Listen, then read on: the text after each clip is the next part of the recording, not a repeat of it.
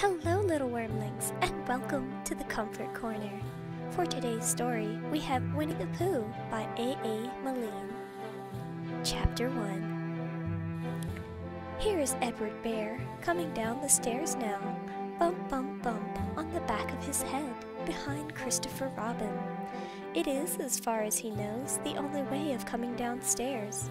But sometimes he feels that there really must be another way, if only he could stop bumping for a moment and think of it. And then he feels perhaps there isn't. Anyhow, here he is at the bottom and ready to be introduced to you, Winnie the Pooh. When I first heard his name, I said, just as you're going to say, but I thought he was a boy. So did I, said Christopher Robin. Then you can't call him Winnie. I don't. But you said, he's Winnie the Pooh. Don't you know what there means? Ah, yes, I do now, I said quickly, and I hope you do too, because that's all the explanation you're going to get. Sometimes Winnie the Pooh likes a game of some sort when he comes downstairs, and sometimes he likes to sit quietly in front of the fire and listen to a story. This evening, what about a story? Said Christopher Robin. What about a story? I said. Could you very sweetly tell Winnie the Pooh one? I suppose I could, I said. What sort of story does he like? About himself, because he's that sort of bear. Oh, I see. So, could you very sweetly? I'll try, I said. And so, I tried. Once upon a time, a very long time ago now, about last Friday, Winnie the Pooh lived in the forest all by himself under the name of Sanders. What does under the name mean? Asked Christopher Robin. It means he had the name over his door in gold letters and lived under it. Ah, Winnie the Pooh wasn't quite sure, said Christopher Robin. Now I am, said a growly voice. Then I will go on, said I. One day when he was out walking, he came to an open place in the middle of the forest, and in the middle of this place was a large oak tree, and from the top of the tree there came a loud buzzing noise. Winnie the Pooh sat down at the foot of the tree, put his head between his paws, and he began to think. First of all, he said to himself, that buzzing noise means something. You don't get a buzzing noise like that, just buzzing and buzzing without it meaning something. And if there's a buzzing noise, somebody's making a buzzing noise. And the only reason for making a buzzing noise that I know of is because you're a bee. And then he thought another long time and he said, and the only reason for being a bee that I know of is making honey. Then he got up and said, and the only reason for making honey is so that I can eat it. And so he began to climb the tree.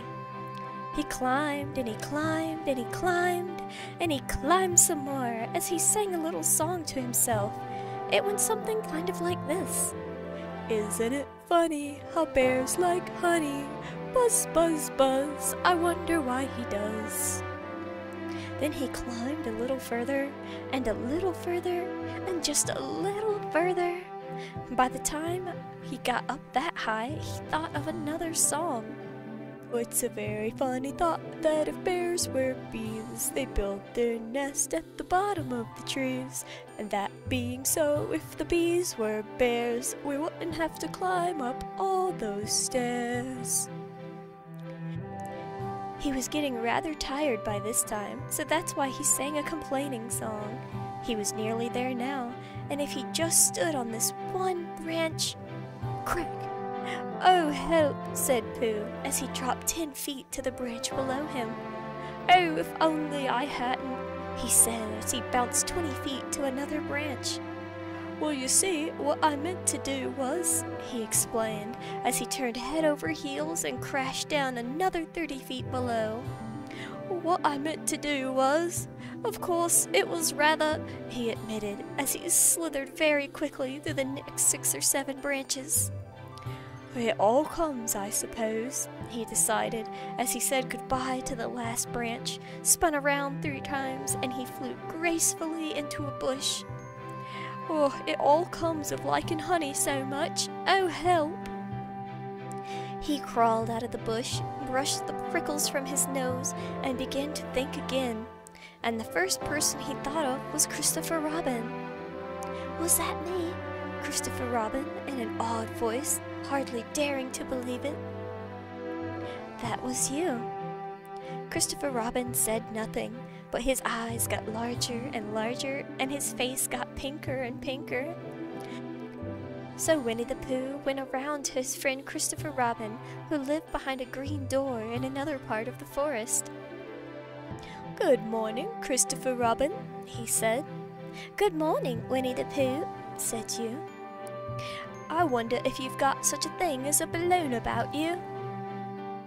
"A balloon?" "Yes, I just sort of said to myself coming along, I wonder if Christopher Robin has such a thing as a balloon about him. I just said it to myself, thinking of balloons and wondering." "What do you want a balloon for?" you said. Winnie the Pooh looked around to see that nobody was listening. He put his paw up to his mouth, and in a deep whisper he said, "Honey."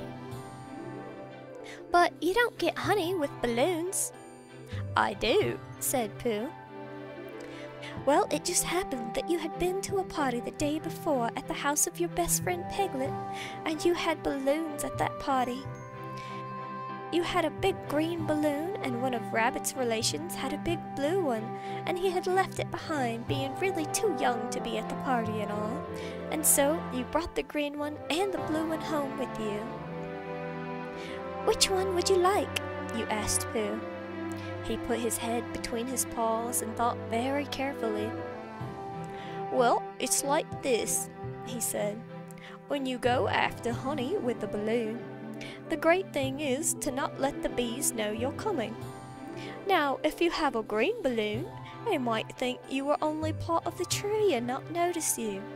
But if you have a blue balloon, they might think you were only part of the sky and not notice you. The question is, which one is more likely?" "Wouldn't they notice you underneath the balloon?" you asked. "They might or they might not," said Winnie the Pooh. "You never can tell with bees." He thought for a moment and he said, "I shall try to look like a small black cloud, and that will deceive them." "Then you had better have the blue balloon," you said. And so it was decided. Well, you both went out with the blue balloon, and you took your gun with you just in case, as you always did. And Winnie the Pooh went to a very muddy place that he knew of, and rolled until he was black all over. And then, with the balloon all blown up as big can be, you and Pooh were both suddenly holding on to the string. You let go suddenly, and Pooh Bear floated gracefully up into the sky and stayed there, level with the top of the tree, but about 20 feet away from it. "Hooray!" you shouted. "Isn't that fine?" shouted Winnie the Pooh. "What do I look like?" "Well, to me you look like a bear holding on to a balloon," you said. "Not," Pooh said anxiously, "not like a small black cloud in a blue sky?" "Not very much." Well, perhaps from up here it looks different, and, as I say, you never can tell with bees." There was no wind to blow him nearer to the tree, so there he stayed, and he could only see the honey. He could smell the honey, but he couldn't quite reach the honey. After a little while, he called down to you. "Christopher Robin," he said in a loud whisper. "Hello? I think the bees suspect something." "What sort of thing?" you asked. "I don't know, but something tells me that they're suspicious."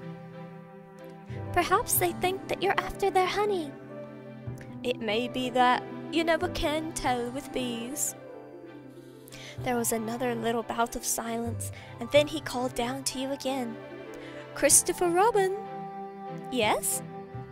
"Have you an umbrella in your house?" I think so. Well, I wish that you would bring it out here and walk up and down with it and look at me every now and then and say, "Tut tut, it looks like rain." I think that if you did that, it would help with the deception which we are trying to do with the bees. Well, you laughed to yourself, silly old bear. But you didn't say it aloud because you're so fond of him, and you went home to search for your umbrella.